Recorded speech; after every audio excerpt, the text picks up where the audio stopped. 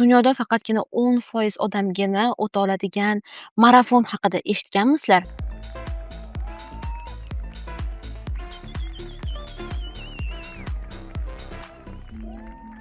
Sizlar juda ko'pchiliginglar 5 kilometrdan to 42 kilometrgacha bo'lgan marafonlarni bosib o'tishingiz mumkin.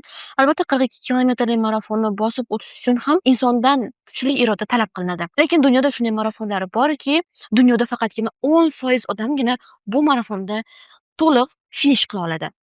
Bunlardan biri bu Sahroi Kabirda o'tkaziladigan marafondir. Ya'ni Marokashda. Tasavvur qilishingiz uchun men aytib beraman.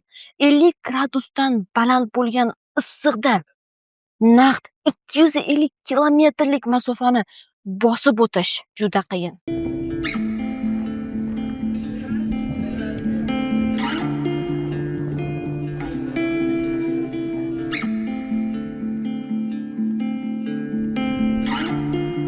It's always been on the list. I mean, I've seen documentaries of it before, like one of the toughest foot races on the planet.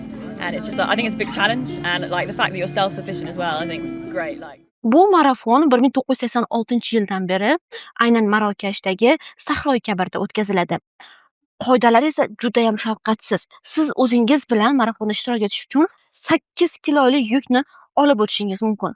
Tasavvur qiling, ham yugurasiz, ham 8 kiloli yukni ko'tarasiz. 2026-yilda ushbu marafonning 40 yilligi o'tkazildi va O'zbekistondan ham tasavvur qiling, O'zbekistondan ham ishtirokchilar bordi va bu ishtirokchilar soni 8 ta. Marokashda o'tkaziladigan marafon dasturiga ko'ra 11 kun bo'ladi. Cho'lda esa 9 kun o'tkaziladi. Tasavvur qiling, 9 kun, 9 kun Sahroi Kabirda 50 gradus issiqda siz borarmidingiz? Shaxsan o'zim barcha marafon slotlari olib berilsa, hamma narsa qoplanib berilsa ham borish haqida juda o'ylanardim. Marafon ishtirokchilari esa 9 kunni cho'lda o'tkazadi va 9 kun ichida ular na oziq-ovqati, na boshqasidan barchasi hatto grammlab o'lchanadigan bo'ladi. Ya'ni siz 9 kun ichida kamdan kam oziq-ovqat yeysiz. Menimcha bu o'zbekistonliklar uchun juda ham qiyin bo'lsa kerak. Keling, men sizga hozir marafon qoidalarini aytib o'taman. Har bir ishtirokchi o'z orqasida bir hafta yetadigan oziq-ovqat mahsulotlarini olib oladi. Tasavvur qiling, ularning og'irligi faqatgina 8 kilodan 10 kilogacha bo'lishi mumkin. Siz bir haftalik oziq-ovqatingizning kilosini 8 kilo deb tasavvur qiling. Men ham hayotimda bir nechta marafonda ishtirok etganman, lekin ularning kilometri 5 kilometrdan uzoq bo'lmagan. Endi O'zbekistondan ketgan 8 ta ishtirokchiga biz faqat omad tilab qolamiz. Ularning orasida albatta deyarli barchasi Ironman bo'lgan.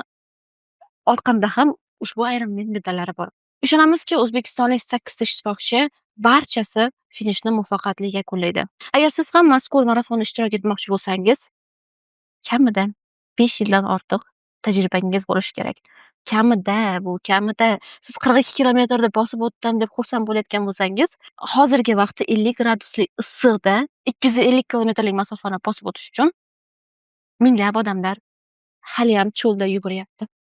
Agar sizga marafonlar, yugurish va boshqa ma'lumotlar qiziq bo'lsa, albatta meni YouTube kanalimga obuna bo'lib qo'ying. Men O'zbekistondagi va butun dunyodagi marafonlar haqida ma'lumot beraman.